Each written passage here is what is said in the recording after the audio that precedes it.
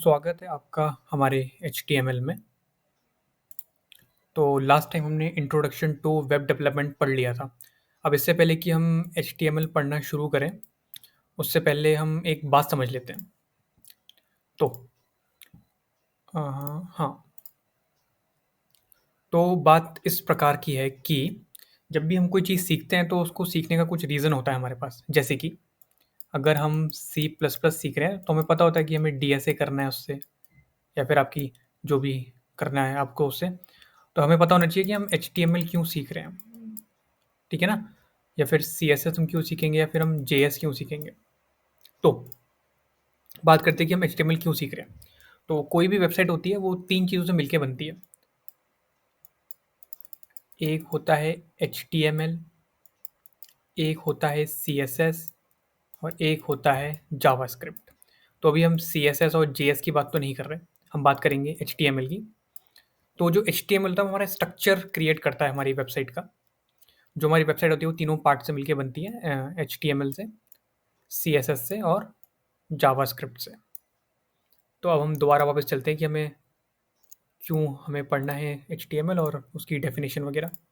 तो बात करते हैं HTML की। तो HTML की फुल फॉर्म होती है हाइपर टेक्स्ट मार्कअप लैंग्वेज, और बड़ी लंबी सी यहाँ पे एक डेफिनेशन लिखी हुई है जो कि मेरा पढ़ने का बिल्कुल मन नहीं है।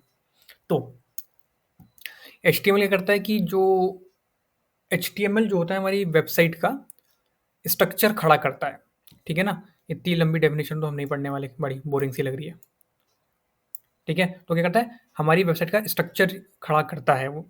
जैसे कि इसमें एग्जांपल दिखा रहा है कि एक में इंसान हड्डी है और दूसरे में उसके पास कपड़े आ जाते हैं। तो जो हड्डी वाला स्टेट है, जो उसकी बोन्स वाला स्टेट है, उसे हम कहते हैं कि HTML है, क्योंकि वो इनिशियल स्ट्रक्चर है। और जब वो कपड़े वगैरह पहन लेता है तो वो अच्छा दिखने लग जाता है, तो हम बोलते हैं कि CSS है। तो इसको समझने के लिए हम क्या करते हैं, हमारी जो DSA की वेबसाइट है, हाँ, कहाँ गई हमारी DSA की वेबसाइट, ये रही।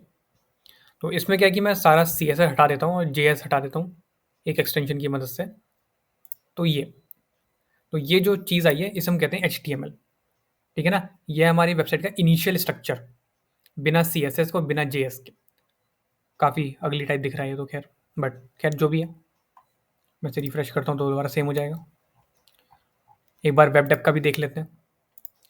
इसमें भी मैं सारी CSS और JS हटा देता हूँ, तो ये कुछ ऐसा दिखेगा। इसे कहते हैं इनिशियल स्ट्रक्चर। ये जो पूरा है ये हमारी वेबसाइट का क्या है, इनिशियल स्ट्रक्चर है। यही हम HTML से क्रिएट करते हैं। उसमें हम हाइपरलिंक्स क्रिएट करते हैं, हेडिंग क्रिएट करते हैं, पैराग्राफ क्रिएट करते हैं। कुछ हमारे पास डाउनलोड लिंक होते हैं वो हम क्रिएट करते हैं, या फिर कोई ऐसा लिंक क्रिएट करते हैं जो हमें किसी और डेस्टिनेशन पे ले जाए। और कुछ हमारे पास हेडिंग्स होती हैं जो कि इसमें दिख रही हैं ऐसी, ठीक है? तो ऐसा इनिशियल स्ट्रक्चर हमारा क्रिएट करता है हमारा HTML। दोबारा हम अपनी PDF में वापस आ जाते हैं, ठीक है? तो अभी क्या है कि हाँ, तो अभी क्या है कि जो HTML है उसके एट करंट 5 वर्ज़न हैं हमारे HTML के। HTML1, HTML2, HTML3, HTML4 और HTML5, ठीक है? तो जो HTML1 है हमारा, जो कि सबसे पहला HTML था, वो हमारा कुछ 90s के टाइम पे आया था, ठीक है? और फिर उसके बाद हमारे इसके एक के बाद एक वर्ज़न आते गए, कुछ टाइम बाद, 10-10 साल या 5-5 साल के बाद। फिर HTML2 आया, फिर HTML3 आया, फिर HTML4 आया और फिर HTML5 आया अराउंड 2008 के आसपास, आई थिंक। मैं एकदम श्योर नहीं हूँ कि ये 2008 में आता है, कब आया था, लेकिन जो भी है 2008 या 2010 के आसपास आया था। और ये सबसे फाइनेस्ट वर्जन है HTML5, जो कि प्रोडक्शन में यूज़ होता है कंपनीज, और जब भी कोई वेबसाइट बनती है। आने को तो मेरे ख्याल से अभी 5.3 भी आ गया शायद HTML, लेकिन वो प्रोडक्शन रेडी नहीं है, तो उसके बारे में बात नहीं करेंगे हम 5.3 के बारे में। बता देता हूँ मैं उसको। तो हम बात किसके बारे में करेंगे, हम बात करेंगे HTML5, ठीक है? तो इसका 5th वर्जन है। और HTML की डेफिनेशन हमने पढ़ी ली कि वो इनिशियल स्ट्रक्चर क्रिएट करता है, और हमने देख भी लिया उसका एग्जांपल अपनी DSA की वेबसाइट और वेब डेव की वेबसाइट में कि कैसा स्ट्रक्चर दिखता है वो इनिशियल। तो अब हम थोड़ा दोबारा से PDF में आ जाते हैं अपनी। हाँ, हम ये वाली बात भी समझ गए फिर ठीक है, फिर हम ये वाली बात भी समझ गए, तो मुझे क्या बताना था? हाँ, तो अब हम बात बात करते हैं वीएस कोड एक्सटेंशन के बारे में। तो वीएस कोड एक्सटेंशन के बारे में बात करने से पहले मैं एक फ़ोल्डर बना लेता हूँ। डेस्कटॉप पे आता हूँ और मैं अपना एक फ़ोल्डर बना लेता हूँ, उसका नाम लिखता हूँ वेब, ठीक है? और इसको मैं खोल के इसके अंदर मैं एक और फ़ोल्डर बनाऊँगा, जिसका नाम मैं लिखूँगा HTML, और फिर उस फ़ोल्डर को खोल के मैं राइट क्लिक करके ओपन विथ कोड पे क्लिक कर दूँगा। इससे मेरा उस फ़ोल्डर में वीएस कोड खुल जाएगा, ठीक है? तो ये मेरा खुल गया। तो अब हम बात करते हैं पहले कि वीएस कोड एक्सटेंशन जो हमें डालनी चाहिए। तो वीएस कोड की एक्सटेंशन हम डालें उससे पहले हम जान लेते हैं कि वीएस कोड की एक्सटेंशन मिलती कहाँ पे है। तो जब हमारा वीएस कोड खुलता है तो उसके लेफ्ट हैंड साइड में 1 2 3 4 5 पाँचवें नंबर पे एक एक्सटेंशन नाम का हमारे पास ऑप्शन होता है, जो कि बिल्कुल हमारे गूगल प्ले स्टोर की तरह काम करता है। इसमें आप कोई भी एक्सटेंशन लिखोगे तो वो आपको इंस्टॉल कर देगा, ठीक है? तो अब ये जो कुछ इंपॉर्टेंट एक्सटेंशन जो मुझे लगती हैं यूज़ करनी चाहिए, सबसे पहली है हमारी लाइव सर्वर, दूसरी है हमारी लाइव प्रीव्यू, और तीसरी है हमारी कोबाल्ट 2, मिनीफाई, प्रिटियर और ESLint, ठीक है? अभी पूछना मत कि ये क्यों यूज़ होती हैं, बस इंस्टॉल कर लेना। जैसे मैंने पहले से इंस्टॉल कर रखी है, लेकिन मैं एक बार दिखा देता हूँ कि कैसे करनी है। कहाँ गया VS कोड? ये रहा। एक है मेरी लाइव सर्वर,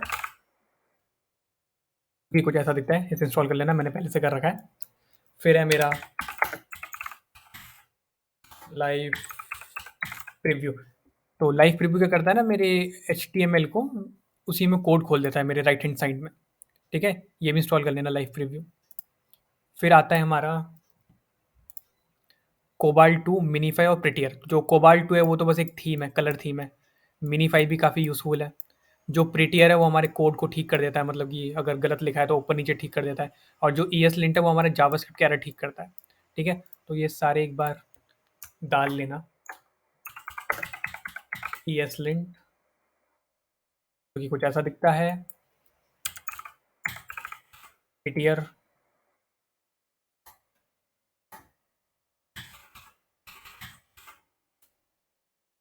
जो कि कुछ ऐसा दिखता है। तो इन सबको इंस्टॉल करने के बाद एक बार अपना VS कोड रीलॉन्च कर लेना, क्योंकि कई बार चलती नहीं एक्सटेंशन, ठीक है?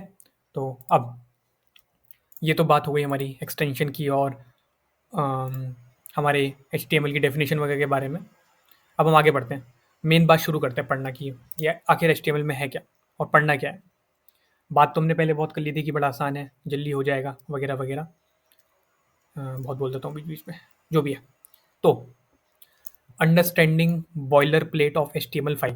तो इससे पहले कि हम HTML5 की बॉयलर प्लेट समझें, उससे पहले हम समझते हैं कि बॉयलर प्लेट क्या होती है, ठीक है ना? तो क्या होता है, हर लैंग्वेज में ना एक कोड होता है जो कि बार बार रिपीट होता है, उसे हम कहते हैं बॉयलर प्लेट। जैसे कि हमने C++ पढ़ी थी, तो उसमें एक ऐसा हमारे पास स्ट्रक्चर था। हम स्टार्टिंग में लिखते थे कि hash include IOS stream using name space और इंट मेन, और हमें काम का करना होता था, इंट मेन के अंदर करना होता था, जो कि जिसे हम बॉडी भी कहते थे कई बार। तो यहीं पे काम करता था। तो ये बार बार लिखने से अच्छा है कि इसकी आप एक बॉयलर प्लेट बना दो, ये इतना सब लिखने से अच्छा है इसकी आप करो एक बॉयलर प्लेट बना दो जब भी आप वो लिखो, क्योंकि काम तो आपको बॉडी में ही करना है मेन, ये जो इंट मेन है, ठीक है? तो उसको हम पूरी को बोल देते हैं बॉयलर प्लेट, ठीक है? तो आगे बढ़ते हैं, तो उसको बोलते हैं हम बॉयलर प्लेट। ऐसी ही हमारे पास बॉयलर प्लेट HTML में भी होती है। तो इसको करने से पहले हम क्या करेंगे, अपनी पहले एक फाइल बनाएंगे, इसको मैं क्लोज कर देता हूँ, और अपने VS कोड में आके HTML के फोल्डर में आके मैं एक फाइल क्रिएट करूँगा जिसका नाम होगा HTML1 डॉट, ऐसा करता हूँ, इसमें लिखता हूँ लेक्चर 1 पॉइंट, ओके 2 पॉइंट नहीं आ सकते, लेक्चर 1 पॉइंट HTML, और एंटर मार देता हूँ। अब जो कि बात है, बात यह है कि जब भी हम कोई फाइल क्रिएट करते हैं तो उसे हम जब डॉट HTML एक्सटेंशन से सेव करते हैं तो वो क्या होती है, एक वेब पेज की तरह एक्ट करती है, ठीक है? और डॉट HTML फाइल का एक एक्सटेंशन है, ठीक है? तो अब हम आगे बढ़ते हैं, किस बारे में बात कर रहे थे, बॉयलर प्लेट के बारे में। तो बॉयलर प्लेट हम समझ गए कि एक कोड होता है जो कि हमें बार बार यूज़ करना होता है। तो you should add this a boiler plate to your, ये वगैरह वगैरह, जो भी बड़ी लंबी चौड़ी डेफिनेशन लिख रखी है। ठीक है, कोड पे आते हैं अपने। तो बॉयलर प्लेट यूज करने के लिए HTML के हमें क्या करना होता है, शिफ्ट और एक्सक्लेमेशन एंटर और एंटर दबाना होता है। ठीक है, काफ़ी इजी है। शिफ्ट और एक्सक्लेमेशन प्रेस करके ये आ जाएगा। इसके बाद हमें एंटर प्रेस करना है, तो ये बॉयलर प्लेट आ जाती है हमारे पास HTML की, जो कि यहाँ पे भी दिखाई गई है हमें, जो कि ये है। अब तो कुछ ऐसी बॉयलर प्लेट दिखती है हमारी HTML की। थोड़ा सा जूम कर लेता हूँ। हाँ, ठीक है। अब अब हम इसमें कुछ टैग के बारे में बात करेंगे। तो उससे पहले हम टैग के बारे में बात करें, तो जो हमारा HTML है वो क्या करता है, टैग को यूज़ करता है किसी भी काम को करने के लिए वेब पेज पे। ठीक है, ये हमारे कुछ ऐसे दिखते हैं टैग्स। तो हम इसमें ये वाली बात डिस्कस कर लेते हैं कि क्या टैग किस लिए काम आता है। तो अभी क्या है, हमारे जो HTML है उसमें बहुत सारे टैग्स होते हैं। तो सबसे पहला होता है हमारा डॉक टाइप। ये क्या करता है, हमारे HTML के वर्जन को बताता है कि आपके HTML का कौन सा वर्जन है। जैसे कि अभी 5 चल रहा है तो ये बताएगा 5। ठीक है, फिर दूसरा आता है HTML, जो कि हमारा रूट एलिमेंट होता है, और इसके आगे लिखा है लैंग EN। इसका मतलब कि लैंग्वेज इस पेज की इंग्लिश है। ठीक है, फिर इसके बाद हमारे दो बड़े इंपॉर्टेंट टैग आते हैं। एक होता है हमारा हेड टैग, एक होता है हमारा बॉडी टैग। एक होता है हमारा हेड टैग, एक होता है हमारा बॉडी टैग। तो जो हेड टैग होता है वो क्या करता है, ब्राउज़र के बारे में इंफॉर्मेशन रखता है, और जो बॉडी टैग होता है वो वेब पेज के बारे में इंफॉर्मेशन रखता है। ठीक है, और यही हमने अपने PDF में भी बताया होगा। ठीक है, डॉक टाइप हमारा define version of HTML। HTML जो टैग होता है वो root element of HTML document. Head होता है contain meta data tags. Title title contain करता है, और बॉडी क्या करता है, कंटेंट ऑफ वेब पेज। तो यहाँ पे बड़े अच्छे से लिख रखा है कि क्या क्या चीज़, कौन सा टैग हमारा क्या काम करता है। ठीक है, अब हम अपनी बॉयलर प्लेट समझ गए हैं, तो हम अब बात करते हैं हम टैग की। तो जो हमारा HTML है वो पूरा टैग पे चलता है। ठीक है ना, तो जो क्या होता है, हमारा पूरा HTML टैग पे चलता है। तो टैग, जस्ट इन केस मैं मान लेता हूँ टैग, रैंडमली ऐसे लिख ले रहा हूँ टैग नेम। तो किसी भी टैग को एंगुलर ब्रैकेट में डाल के उसे बोलते हैं टैग। ठीक है, और इसके पास फिर एक क्लोजिंग टैग भी होता है अगर ओपनिंग टैग है, ज़रूरी नहीं है वैसे हो।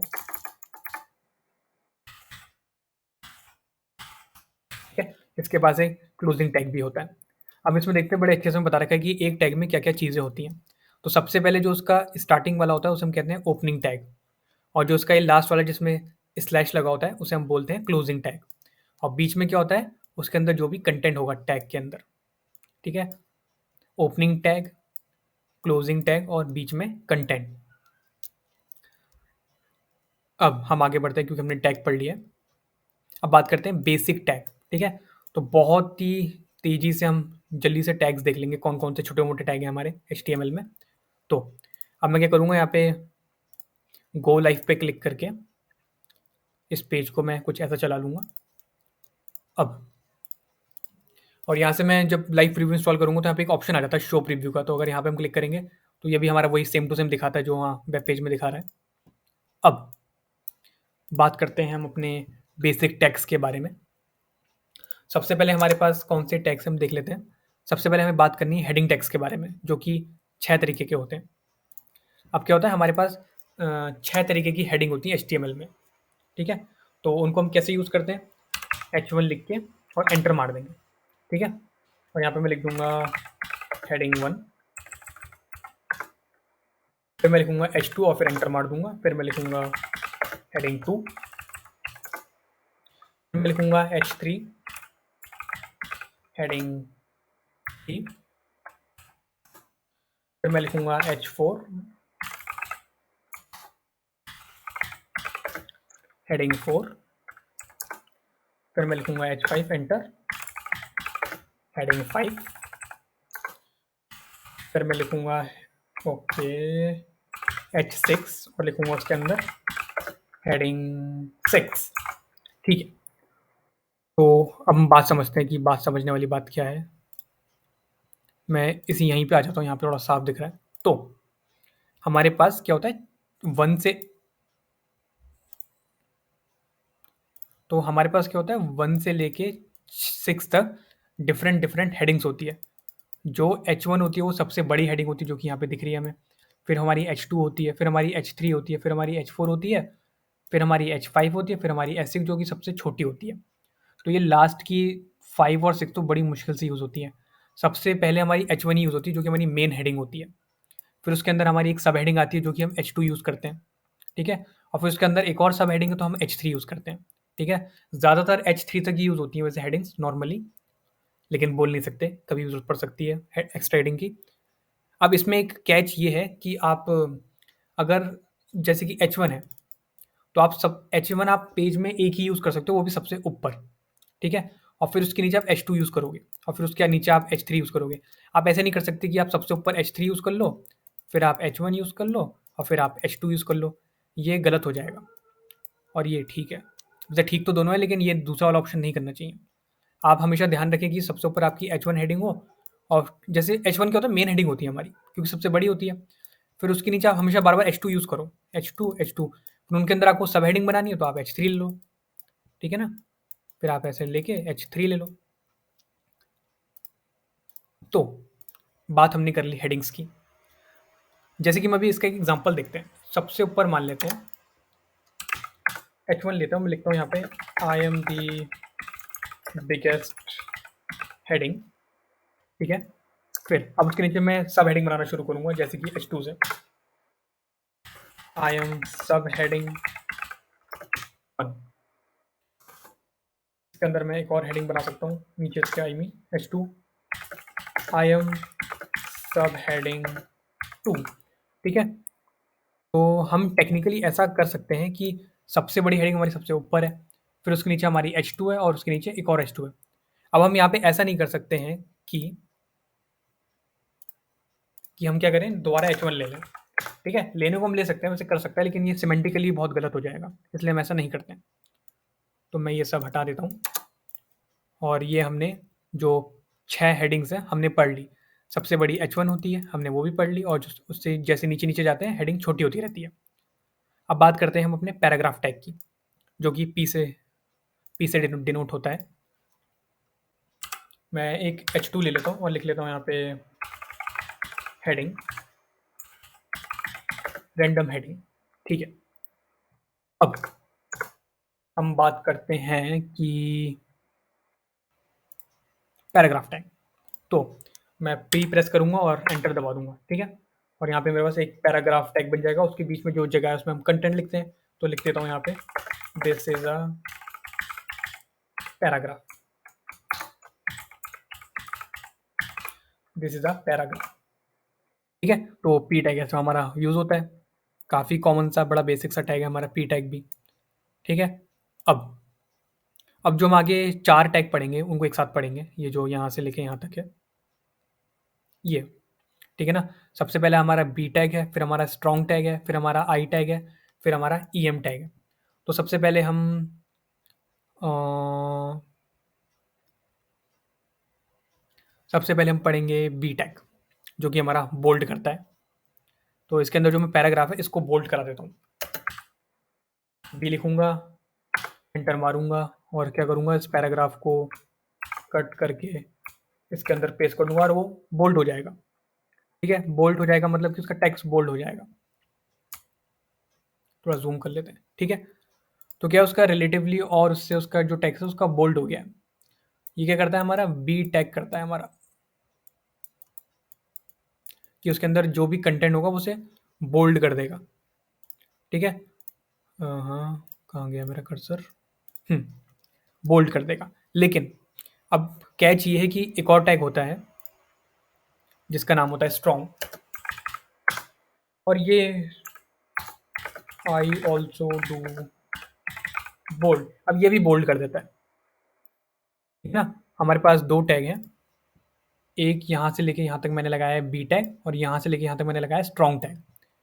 एक है बी टैग, एक है स्ट्रॉन्ग टैग। तो अब इन दोनों में डिफरेंस क्या है, हम इसके बारे में बात करेंगे। तो जो बी टैग है वो रैंडमली किसी भी चीज़ को बोल्ड कर देता है। जब पहले सीएसएस इतनी पावरफुल नहीं थी तो बीच-बीच में हम एचटीएमएल यूज़ करते थे किसी भी चीज़ को बोल्ड करने के लिए। अब जो ये स्ट्रॉन्ग टैग है, ये क्या करता है, जो चीज़ मीनिंगफुल है सिर्फ उसी को बोल्ड करता है, ठीक है ना? किसी चीज़ को आप बहुत ज़्यादा इंपॉर्टेंस देना चाहते हो अपने वेब पेज में, तो आप स्ट्रॉन्ग टैग का यूज़ करोगे। और इसके बीच में जो कि बहुत इंपॉर्टेंट चीज़ है, आप उसका ही यूज़ करोगे यहाँ पे, ठीक है? तो ये हमारी बात है। तो ये हमारी बात है हमारी बोल्ड टैग की और स्ट्रॉन्ग टैग की। बोल्ड क्या है? रैंडमली चीज़ों को बोल्ड कर देता है। और स्ट्रॉन्ग टैग क्या है? जब कोई चीज़ बहुत ज़्यादा इंपॉर्टेंट होती है और हमें वेब पेज में शो करनी होती है कि इंपॉर्टेंट है, तो करते हैं। और करते दोनों ही बोल्ड हैं वैसे, ठीक है? अब हम बात करते हैं 2 अगले टैग की, एक है आई टैग और एक है ईएम टैग। अब ये भी सेम काम करते हैं।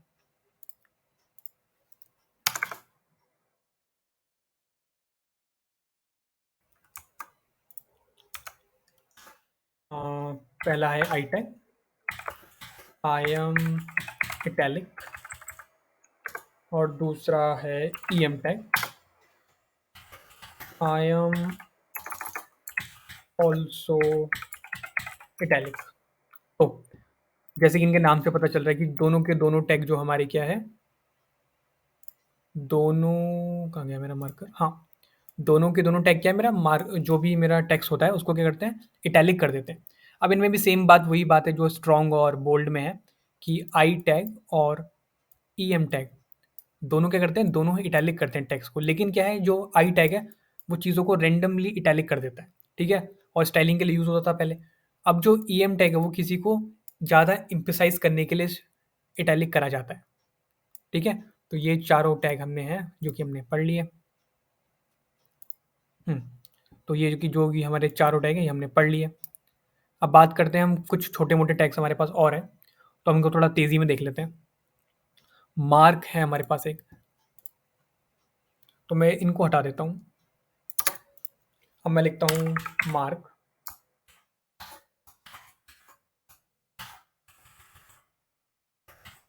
I am mark. तो मार्क के अंदर जो भी चीज़ होती है वो येलो में उसका बैकग्राउंड हो जाता है, ठीक है? तो जब भी हम मार्क लिखते हैं, हम मार्क टैग का यूज़ करते हैं, तो उसके अंदर जो भी चीज़ होती है वो उसका बैकग्राउंड येलो हो जाता है, जो कि ऐसा हो रहा है। अब बात करेंगे हम नेक्स्ट टैग की, कौन सा है, स्मॉल टैग। तो उसके नाम से पता चल रहा है, क्या कहता है, टेक्स्ट को स्मॉल कर देता है, आई एम स्मॉल टेक्स्ट, ठीक है ना?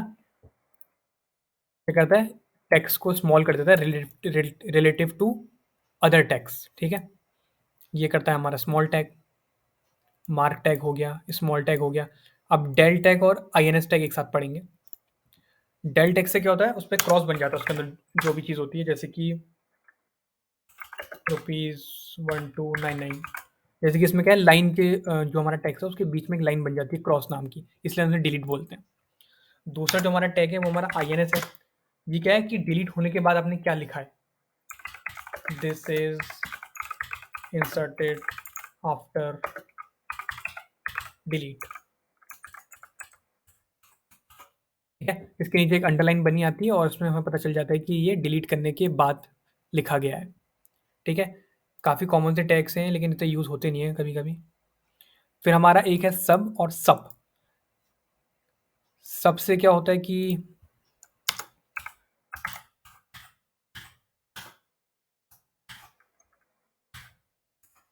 सबसे क्या होता है, वो चीज़ एक्सपोनेंशियल में चली जाती है, मैथ्स में काफ़ी काम आता है हमारा। जैसे कि यहाँ पे लिखा है एक्स की पावर 2, तो यहाँ पे मैंने एक्स लिखा और बीच में मैंने सब लगा के उसमें 2 लिख दिया, ठीक है? आगे बढ़ते हैं हम सब।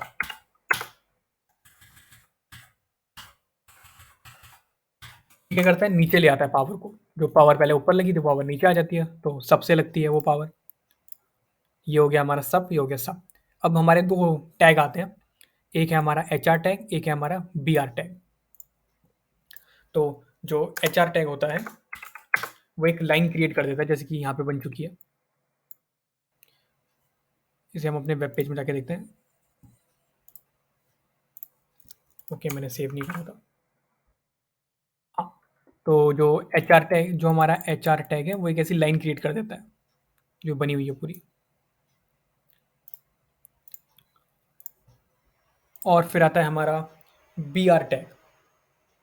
बीआर जो हमारा टैग होता है, जो एचआर होता है वो हमारा लाइन हॉरिजेंटल रूलर होता है एचआर, और जो बीआर होता है हमारा, जो हमारा बीआर होता है वो होता है लाइन ब्रेक। तो जहाँ पे भी अभी देख रहे हैं जैसे कि हम टैग एक साथ आ गए हैं सारे, तो जैसे ही मैं इनके आगे बी आर लगाना शुरू करूँगा, क्या है, उनका लाइन ब्रेक हो जाएगा।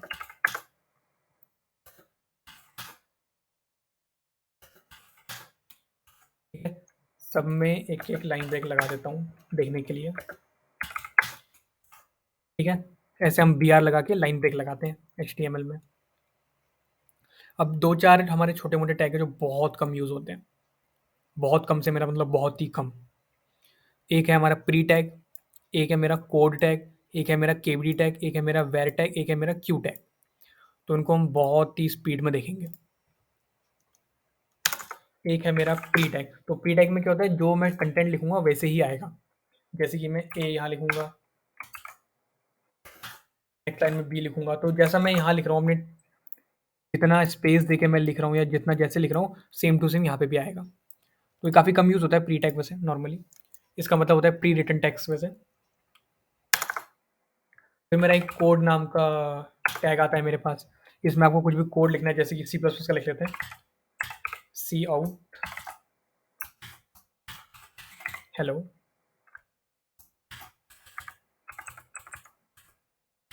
ठीक है, तो उसके अंदर हम ऐसे कोड लिख सकते हैं, थोड़ा अलग से टेक्स्ट से दिखता है। कोड हो गया हमारा। फिर आता है केबीडी। इसके अंदर क्या होता है, केबीडी के अंदर हमें कीबोर्ड शॉर्टकट लिखने होते हैं, जैसे कि CTRL plus S to save file. और यहाँ पे मैं एक लाइन ब्रेक लगा लेता हूँ। ठीक है, तो ये कुछ ऐसा अलग से टेक्स्ट से आता है। केबीडी हो गया। फिर हमारा वेर था, इसके अंदर वेरिएबल होता है, जैसे कि x लिख लिया तो वेरिएबल है एक। ठीक है, हमने एक वेर लिख लिया तो उसके अंदर वेरिएबल आते हैं। फिर हमारा एक टैग है कोटेशन वाला क्यू। इसके अंदर आप जो भी लिखोगे पहले से कोटेशन में आ जाएगा। जैसे कि इसके अंदर हम लिख लेते हैं, वंस अ ग्रेट मैन से HTML is not a programming language. ठीक है, तो उसके अंदर मुझे एक कॉमन ये कोटेशन ही लगाने पड़ेंगे, पहले से ही कोटेशन बन जाता है। ठीक है, तो हमने ये सारे के सारे टैग डिस्कस कर लिए, जो कि बहुत ही बेसिक टैग थे हमारे। अब हम आगे बढ़ते हैं। आगे बढ़ने से पहले हम दो चार चीज़ें देख लेते हैं जो कि हमारे नेक्स्ट पेज में, सेल्फ क्लोजिंग और एम्प्टी टैग। तो जो हमारा बी आर, तो कोई भी टैग जिसके पास सिर्फ ओपनिंग टैग होता है उसे हम कहते हैं सेल्फ क्लोजिंग और एम्प्टी टैग। ठीक है, जैसे कि एग्जांपल के लिए मान लो बी आर हमारा एक सेल्फ क्लोजिंग और एम्प्टी टैग है, एच आर हमारा एक सेल्फ क्लोजिंग और एम्प्टी टैग है। तो इनमें क्या होता है, नॉर्मली हमारे पास एक टैग होता है जो भी, उसमें एक स्टार्टिंग का टैग होता है जिसे हम बोलते हैं ओपनिंग टैग, और एक स्लैश के साथ लगता है जिसे हम बोलते हैं क्लोजिंग टैग। ठीक है, तो जो ये एम्प्टी टैग होते हैं उनमें सिर्फ स्टार्टिंग का ओपनिंग टैग होता है, वो कुछ ऐसे दिखते हैं। जैसे कि हमारा कहाँ गया एच आर, ये रहा, B R I mean B R, और एच आर भी यूज़ करा था कहीं हमने, ये रहा एच आर। तो ये क्या है हमारे सेल्फ क्लोजिंग टैग और एम्प्टी टैग्स। अब हम आगे बढ़ते हैं क्योंकि हमने सेल्फ क्लोजिंग ये भी पढ़ लिया। अब पढ़ते हैं लॉरेम इप्सम।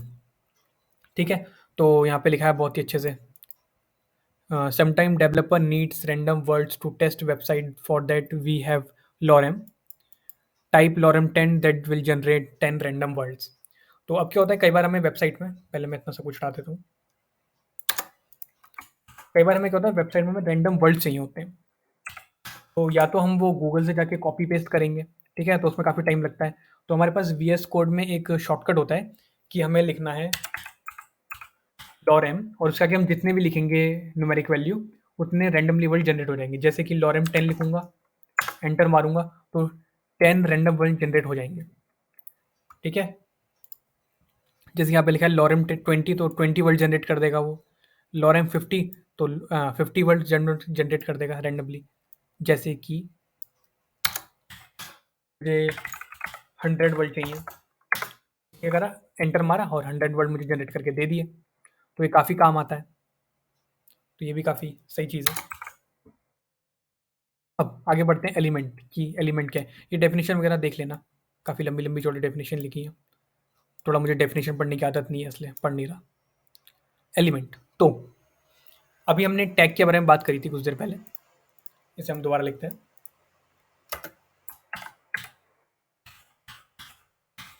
ये हो गया मेरा क्लोजिंग टैग। तो ये होता है मेरा ओपनिंग टैग, ये होता है मेरा क्लोजिंग टैग। अब एलिमेंट क्या होता है, जब इसके बीच में आप कुछ कंटेंट दे दो, ठीक है, बीच में आप कुछ कंटेंट दे दो, तो यहाँ से लेके यहाँ तक इसको हम कहते हैं टैग एलिमेंट। ठीक है, जैसे कि हमें यहाँ पे भी लिखा हुआ है टैग नेम और कंटेंट गोज हेयर। ठीक है, तो इसको पूरे को यहाँ से लेके यहाँ तक हम कहते हैं एलिमेंट। जैसे कि हमें पी टैग का हमने एग्जांपल देखा अभी हमारे पास, उसमें क्या है, पी टैग लिखा, उसके बीच में लिखा दिस इज अ एलिमेंट, तो उसके यहाँ से लेके यहाँ तक जो होगा उसे हम कहेंगे एलिमेंट। जैसे कि मैं पी टैग लेता हूँ, यहाँ लिखता हूँ मैं दिस इज अ एलिमेंट।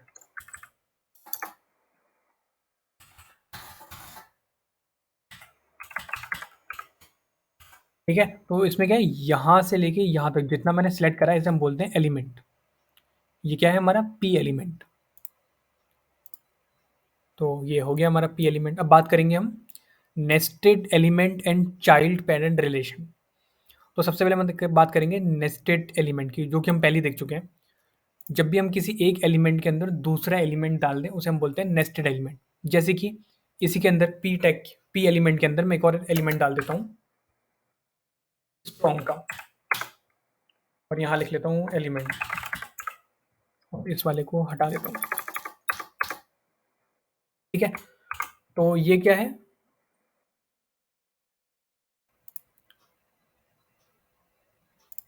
ये क्या है, मेरा एक क्या था पहले, पी एलिमेंट था। ठीक है ना, मेरा एक पी टैग था, उसमें ओपनिंग टैग था, क्लोजिंग टैग था, और मैंने क्या करा, उसके अंदर एक स्ट्रॉन्ग टैग डाल दिया।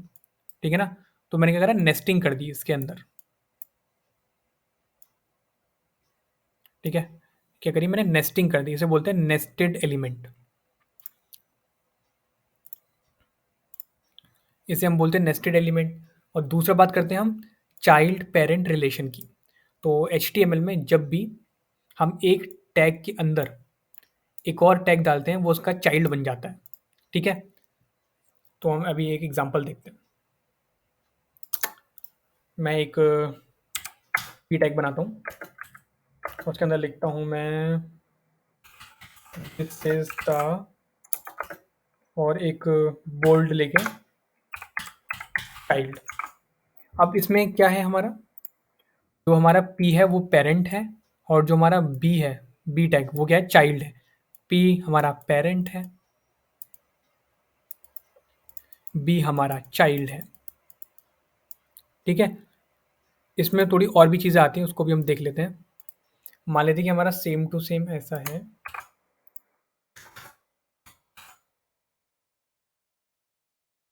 दिस इज ऑल्सो, और यहाँ पे चाइल्ड टू। अब क्या है, जो पहला वाला ये मेरा पी एलिमेंट है, और ये जो दूसरा वाला मेरा पी एलिमेंट है, ठीक है ना, ये क्या है, आपस में सिबलिंग है। सिबलिंग का मतलब होता है भाई बहन। ठीक है, ये आपस में क्या है, भाई बहन है। ये पहला वाला पी और ये दूसरा वाला पी, और ये इनके अंदर ये जो बी है, इनका इसका पेरेंट कौन है, इसका पेरेंट ये वाला पी है, पहला वाला। और इस वाले बी का कौन है पेरेंट, उसका पेरेंट ये पी है। और ये आपस में पी दोनों क्या है, आपस में पी दोनों सिबलिंग है, भाई बहन। ठीक है, और इन सबका पेरेंट कौन होगा, इन सबका पेरेंट है बॉडी, जो कि सबसे ऊपर है। अब देखने वाली बात ये है कि जब भी हम कोई चाइल्ड बनाते हैं, हाँ, जब भी हम कोई चाइल्ड बनाते हैं तो वो क्या करता है, 4 का स्पेस लेके अंदर हो जाता है। ठीक है ना, जैसे कि बॉडी पेरेंट है, अब उसके जितने उसके अंदर है सब उसके चाइल्ड होंगे। ठीक है, और क्या होंगे, 4 का स्पेस लेके वो क्रिएट हो जाएंगे, जैसे कि ये। अब मैं इसके अंदर कुछ क्रिएट करना चाहता हूँ, देखो अपने आप 4 लाइन अंदर हो जाएगा, क्योंकि वो उसका चाइल्ड बनेगा जो भी उसके अंदर बनेगा। ठीक है, तो यहाँ तक हमने वाली बात कर ली। अब हम आगे बढ़ते हैं। हमने नेस्टेड एलिमेंट पढ़ लिया, हमने चाइल्ड पेरेंट रिलेशन भी पढ़ लिया। ठीक है, तो ये डेफिनेशन लिखिए, देख लेना एक बार। अब बात करते हैं कि हम इन्वेस्टिगेशन कैसे करें। बहुत ही ज़रूरी चीज़, कि जब भी हम कहीं फंस जाते हैं या हमें किसी चीज़ के बारे में ज़्यादा पढ़ना है, ठीक है? तो सबसे पहला काम तो हमारा क्या है कि तुम गूगल करो सब कुछ। जो समझ में नहीं आ रहा, चाहे एचटीएमएल हो, चाहे सीएसएस हो, चाहे डीएसए हो, चाहे पाइथन हो या फिर मशीन लर्निंग या फिर जो भी पढ़ रहे हो मतलब।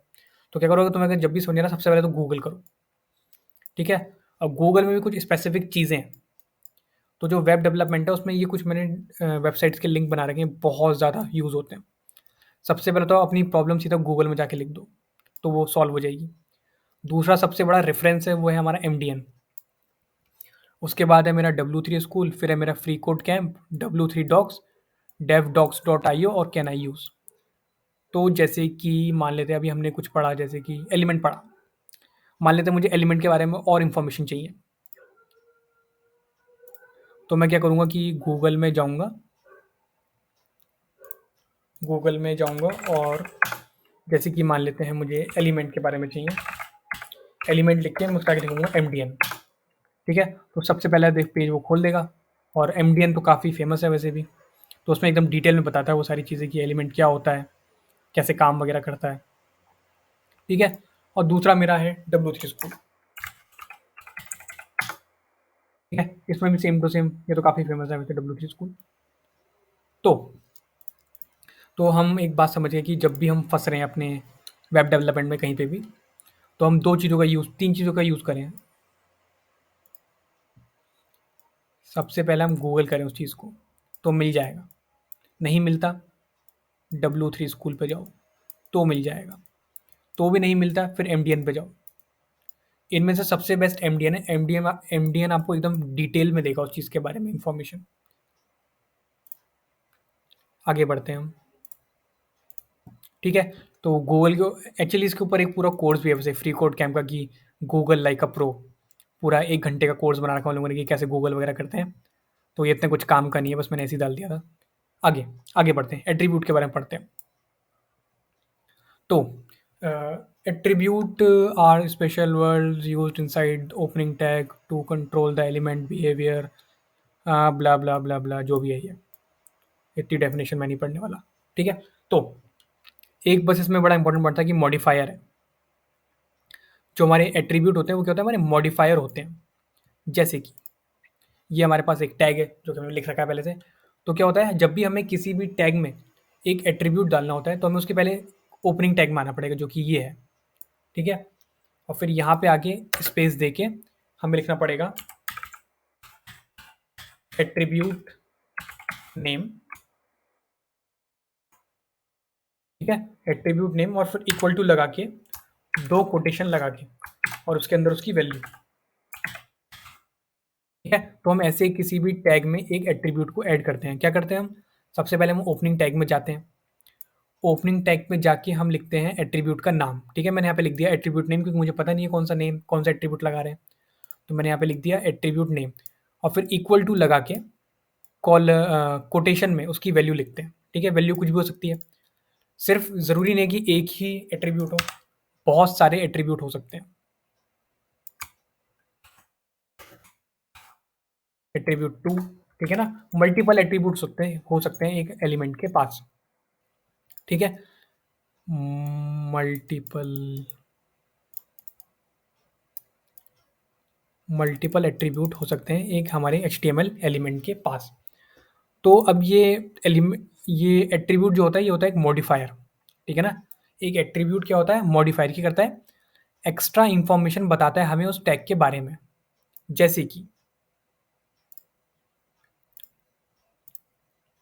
जैसे कि हमारे पास इसमें एग्जांपल है। ठीक है ना? पी टैग का एग्जांपल है, उसमें हमने एक क्लास दे रखी है जिसका नाम है इम्पोर्टेंट। ठीक है? तो ये तो हम समझ गए कि ये ओपनिंग टैग है, ये क्लोजिंग टैग है, बीच में उसका कंटेंट है, एक क्लास नाम का एट्रीब्यूट है, इक्वल टू लगा के और कोटेशन में उसकी वैल्यू दे दी। ठीक है ना? ये रहा एट्रीब्यूट, ये रही वैल्यू, ये रहा स्टार्ट टैग, ये रहा कंटेंट, ये है हमारा क्लोजिंग टैग, और यहाँ से लेके यहाँ तक पूरे को हम कहते हैं एलिमेंट। अब ये जो क्लास है ना, ये एक्स्ट्रा इन्फॉर्मेशन दे रहा है हमें इस टैग के बारे में, कि देखो इस टैग की जो क्लास है वो है इम्पॉर्टेंट। ठीक है? तो यही काम होता है हमारे एट्रीब्यूट का, वो एक्स्ट्रा इन्फॉर्मेशन देता है उस एलिमेंट के बारे में, उस पूरे एलिमेंट के बारे में एक्स्ट्रा इन्फॉर्मेशन देता है हमें।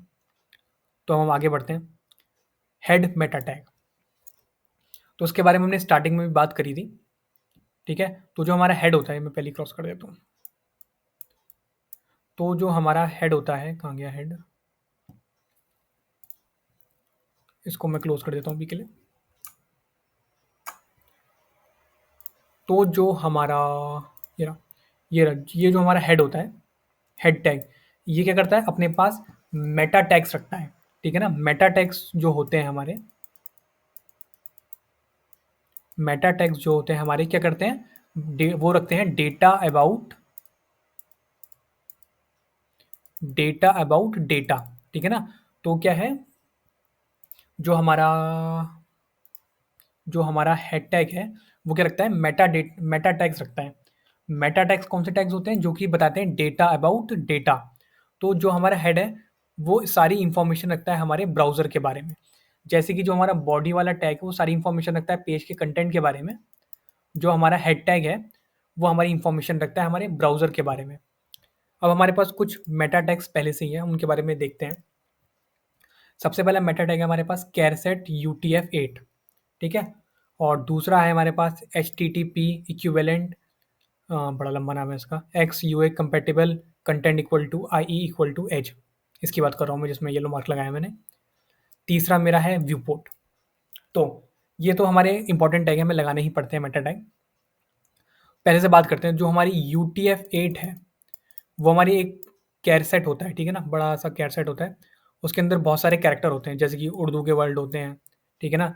स्पेनिश का कोई सिंबल होता है। तो जो अलग अलग लैंग्वेज है, सबको मिला के हमने UTF-8 में डाल दिया। ठीक है। इसलिए हम यूज़ करते हैं UTF-8, ताकि हम अलग अलग कैरेक्टर यूज़ कर पाए अपने वेब पेज में। देखने वाली बात ये है कि जो हमारा VS कोड है, वो भी UTF-8 इनकोडिंग यूज़ करता है। इसका मतलब हम बहुत सारे डिफरेंट डिफरेंट कीज़ यूज़ कर सकते हैं अपने पेज में या फिर अपने कोड में। ठीक है। उसके बाद दूसरा आता है हमारा इंटरनेट एक्सप्लोरर, ये IE है जो हमारा, इसे हम कहते हैं इंटरनेट एक्सप्लोरर का मेटा टैग। तो बहुत जो इंटरनेट एक्सप्लोरर जो हमारा ब्राउज़र है, वो बहुत सारी प्रॉब्लम क्रिएट कर देता है हमारे कोड के लिए। तो उसको ठीक करने के लिए हम ये वाला मेटा टैग लगाते हैं। पहला वाला हमने समझ लिया कि सारे कैरेक्टर को यूज़ करने के लिए। दूसरा वाला ये IEH वाला हमारे कंपैटिबिलिटी इश्यूज़ के लिए, इंटरनेट एक्सप्लोरर के साथ। और जो ये तीसरा वाला हमारा व्यू पोर्ट वाला है, ये रिस्पॉन्सिवनेस बनाने के लिए होता है। ठीक है। ये वाला रिस्पॉन्सिवनेस बनाने के लिए होता है। लेकिन इनके अलावा हमारे पास और भी मेटा टैग्स होते हैं, जो कि हमने अपनी PDF में लिखे हैं। जैसे कि एक होता है डिस्क्रिप्शन वाला, एक होता है कीवर्ड वाला, एक होता है ऑथर वाला। ठीक है। और ये टाइटल हमारा मेटा टैग नहीं है, ये सिर्फ टाइटल है जो यहाँ पे लिखा आता है, जैसे इसमें लिखा है HTML। ठीक है। तो इन तीन तीन के बारे में बात करते हैं। सबसे पहले डिस्क्रिप्शन। तो इनको लिखने के लिए वही है, हम क्या लिखना है, मेटा लिखना है, और हमारे पास ऑप्शन आ जाएंगे। जैसे ही हमारे पास ऑप्शन आएंगे, एरो कीज़ का यूज़ करके मैं इस पर डिस्क्रिप्शन में ले जाऊँगा और एंटर मार दूंगा। डिस्क्रिप्शन में कुछ भी लिख सकता हूँ कि this is a website to learn HTML। ठीक है। अब मैं सेव करूँगा और अपने पेज में जाऊँगा तो मुझे कहीं दिखेगा नहीं। ठीक है ना। ये इसलिए ऐसा क्यों हो रहा है, क्योंकि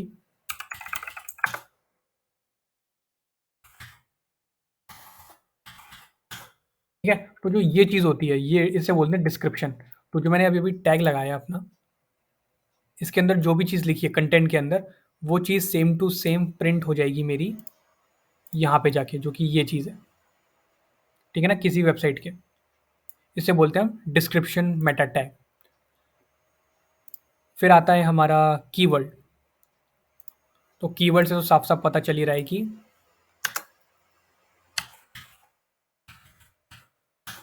कीवर्ड क्या करता है, कि जब कोई स्पेसिफिक वर्ड्स यूज़ करे, जैसे कि HTML, CSS, वेब डेव।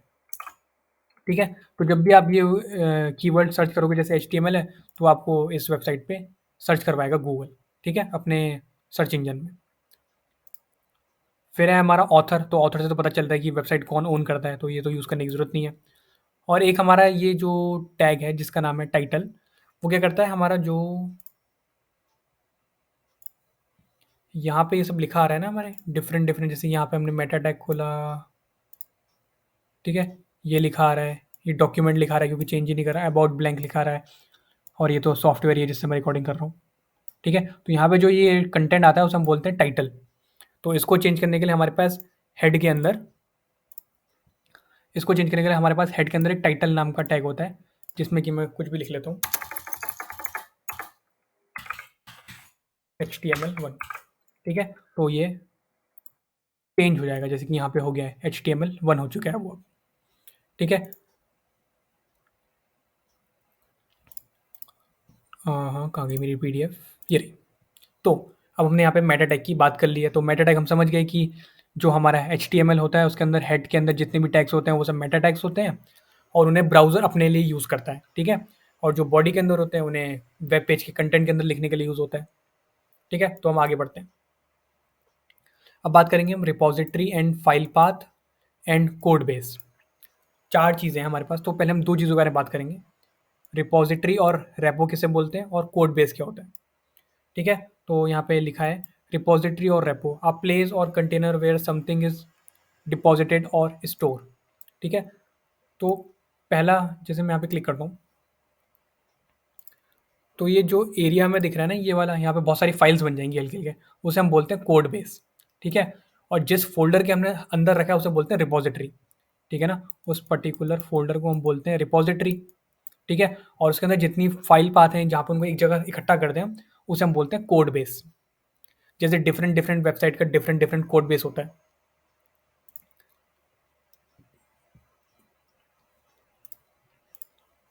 ठीक है, जैसे कि अभी मैं अपने डेस्कटॉप पे जाता हूँ और DSA वाली वेबसाइट, इसका ये क्या है, ये जो इसका फ़ोल्डर है इसे हम बोलते हैं रिपॉज़िटरी, और ये सब इसके अंदर जितनी भी चीज़ें हैं इसे हम बोलते हैं रिपॉज़िटरी। ठीक है, ये आई मीन कोड बेस, इन सबको बोलते हैं कोड बेस, और जो हमारा फ़ोल्डर है उसे बोलते हैं रिपॉज़िटरी। ठीक है, आगे बढ़ते हैं।